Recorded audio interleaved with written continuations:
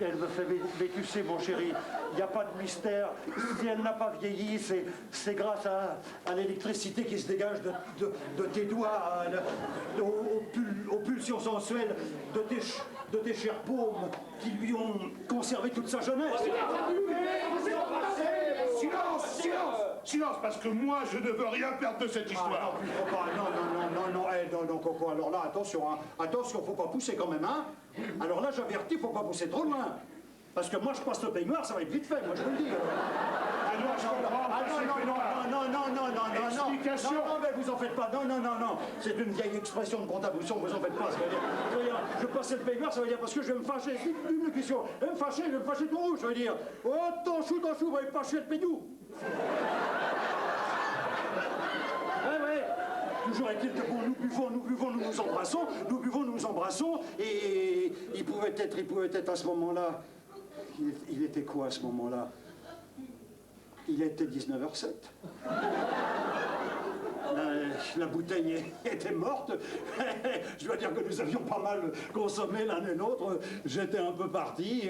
Je sentais Marceline de son côté assez partante. Je la sens quand elle est comme ça. Enfin, alors je sais pas ce qui m'a pris.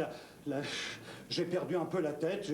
J'ai eu un coup de sang. Et puis cette atmosphère, la présence de ce lit, ce parfum dans les narines, Sado dans l'une, Mazo dans l'autre, ce pétillement de la bulle au palais, je sais pas, je l'ai aimé vraiment avec une fougue et une juvénilité que j'avais pas eue depuis 10 ans, hein, chérie.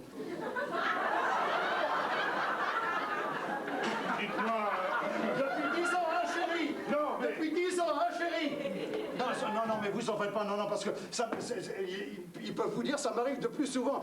En vieillissant, elles se ressemblent tellement, c'est formidable. Et pour elles, sœurs, elles sont cousines, elles sont germaines, elles sont du même oncle, attention. Et elles se ressemblent à ce point-là. Ah, mais c'est fou. Autant l'une est brune, autant l'autre est chauve, mais vraiment, c'est... Bon, dites-moi, votre coup de sang, il ressemblait quand même pas au bruit de coups de feu.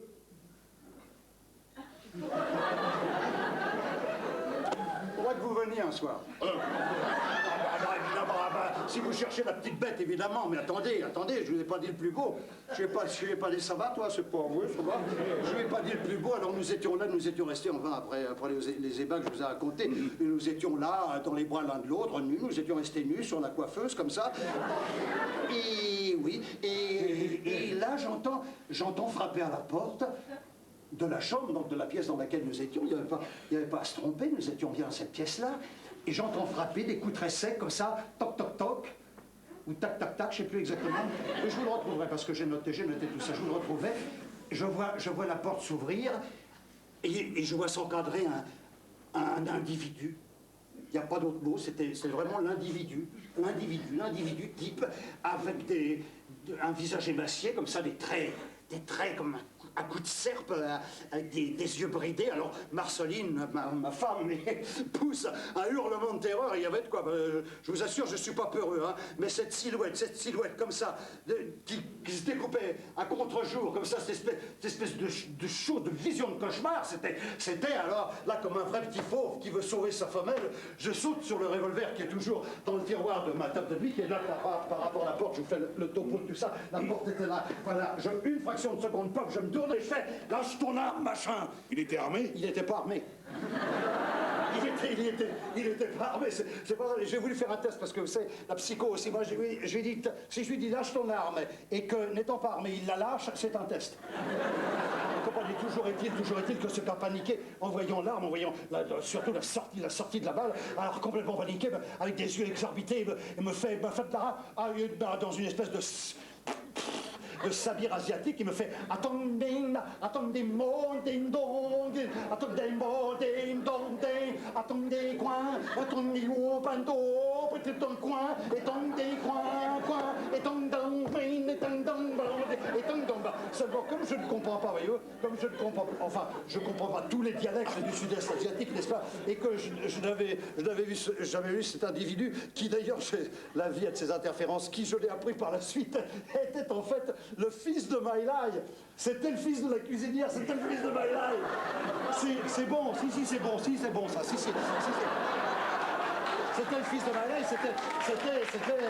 c'était Souchon, c'était Alain. Alors, j'ai pas compris qu'il était en train de me demander si sa maman pouvait commencer à mettre les bêtes au feu, et si surtout fallait les faire aux olives ou aux navets, ce qui n'avait pas été défini par ma femme. Alors, ne comprenant pas ça, moi je fais ni une ni deux, sachant qu'il était désarmé, je lui vise la tête et je lui dis tire-toi ou je t'abats. Et là,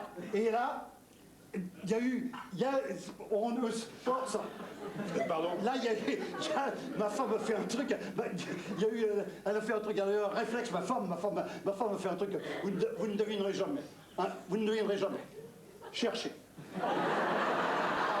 Dit, mes enfants, je lui donne des pistes, il a à lui de démêler le truc. Écoutez, ne m'obligez pas à trop démêler quand même. Hein. Oui, mais alors, on partage le mois à ce moment-là. Ah bah si, et la retraite, elle vient de partir de la retraite, on prorata la retraite. Allez, ah bah oui, mais alors il n'y a pas de raison sans ça. Ouais, non, je vais vous le dire parce que vous avez l'air d'avoir un bon fond quand même, puis ça me revient maintenant. Non, alors vous savez ce que me fait ma femme? Elle me saute sur le bras droit pour essayer de me désarmer, n'est-ce pas? Ce qui fait que dans le mouvement de levier, paf! Le coup part! Vous comprenez? Ça, il faut quand même, c'est triste, Venise, il faut y aller quand même, hein? Oui, non, mais le coup part et la balle vient se loger dans le lobe, c'est pour ça, vous comprenez? Elle s'est logée dans le lobe. Oui, elle n'y est pas restée, je sais pas,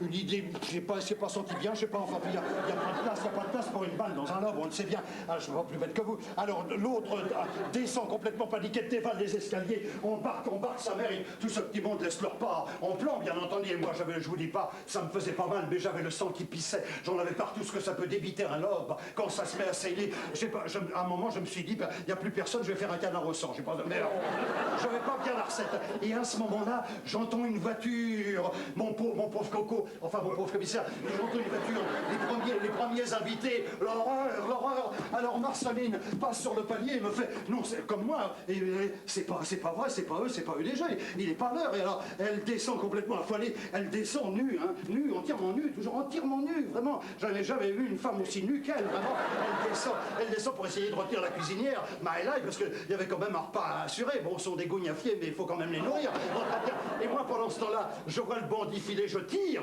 dans sa direction, je savais toujours pas que c'était le fils de My Lai, deuxième coup de feu. Vous comprenez?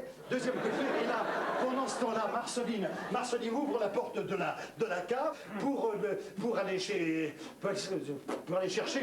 une robe du soir, parce que la sienne était pleine de sang, il y en a l'autre dans des panières, elle est en bas, seulement je sais pas ce qui est arrivé exactement, elle tâtonne, elle trouve pas le commutateur, elle glisse, elle perd pied sur une marche, et elle déboule, et elle va s'évanouir au pied de l'escalier, là, dans l'obscurité. Alors moi, j'étais là-haut, je me faisais un sang d'encre, c'est le cas de le dire, au bout d'un moment, j'entends plus rien, je pensais toujours à l'autre zigoto, je dis, mais bon sang, qu'est-ce qui se passe, qu'est-ce qui arrive? Alors je descends, je vous refais pas tout le chemin, c'est le même que celui de ma femme, je vous le flécherai. Alors je descends et je vois cette porte de cave à moitié ouverte, je dis, mais peut-être que le voyou va revenir par les sous-sols. Je savais de moins en moins que c'était le fils de My Lai, et peut-être qu'il va faire un coup dur. Alors, très intelligemment, avec mon instinct habituel, je ferme la porte à clé, ignorant que ma femme était derrière, évanouie et dans l'obscurité. Et alors là, c'est là que j'ai été pris d'une crise de lobe. La lobite aiguë, alors je sais pas si vous avez eu des rages de dents de sagesse, mais c'est ça multiplié par 1000. Ah, c'est affreux, mais on se flinguerait, vraiment, si on avait de quoi, si on avait les moyens, on se flinguerait, vraiment. J'ai dit, mais il faut que ça cesse. Alors je savais qu'il y avait de l'aspirine là-haut, alors je monte sur les genoux, heureusement, parce que je suis très pieux, donc j'ai l'habitude, je monte sur les genoux, mais j'avais les mains poisseuses de sang, ce qui fait qu'en me frottant les yeux, par inadvertance, je m'aveugle, et au lieu de prendre le tube tube d'aspirine, je prends le tube de Valium, mon pauvre ami, le tube de Valium, j'avale 12 comprimés de Valium à la régalade, comme ça, du Valium 747, vous vous rendez compte? C'est du gros porteur, hein, ça fait planer. Alors j'avale comme ça, et j'ai pratiquement tout de suite, perdu la conscience, la notion des choses. Je me souviens avoir fait 2 tours sur moi-même comme ça, et je me suis écroulé, j'ai perdu conscience définitivement. Voilà, mesdames, messieurs, merci de votre attention. Merci de votre attention.